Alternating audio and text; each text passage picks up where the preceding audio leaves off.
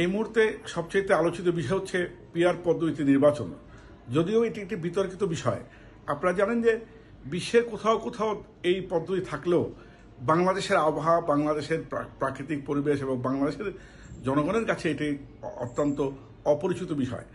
আমি মনে করি বা বাংলাদেশের জনগণ মনে করে যে যারা সংসদ নির্বাচনে জামানত বাজেয়াপ্ত হবে এবং যারা জাতীয় সংসদে প্রতিনিধিত্ব করার মতো কোনো আসন পাবে না, তারাই এই বিতর্কিত একটি অধ্যায়ের সূচনা করে নির্বাচনকে বিভ্রান্ত করার চেষ্টা করছে।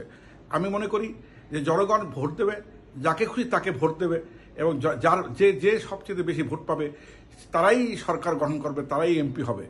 আর পিআর পদ্ধতি হচ্ছে যে যারা পরাজিত হবে বা যাদের ভোট নাই তাদের সংসদে থাকার একটা সুযোগ।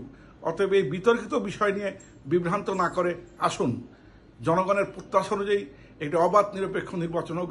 জনগণ যাকে রায় দেবে, আমি মনে করি আমার দল, আমার নেত্রী দেশটি খালেদা জিয়া, আমাদের নেতা তারেক রহমান সহ আমরা মেনে নেব। যদি আমরা পরাজয় বরণ করি তাইলেও আমাদের কোনো আপত্তি নেই। আসুন, গণতান্ত্রিক অগ্রযাত্রা অব্যাহত রাখি। বিতর্কিত বিষয় নিয়ে আমরা বিতর্ক না করে যাতে সুন্দর সুষ্ঠু নির্বাচন হয়, মানুষের আশা আকাঙ্ক্ষার প্রতিফলন ঘটে। যে 17 বছর মানুষ ভোট দিতে পারে নাই, বাংলাদেশের তরুণ সমাজ জনগণের ভোট দিতে পারে, আমরা সেই প্রত্যাশাই করছি।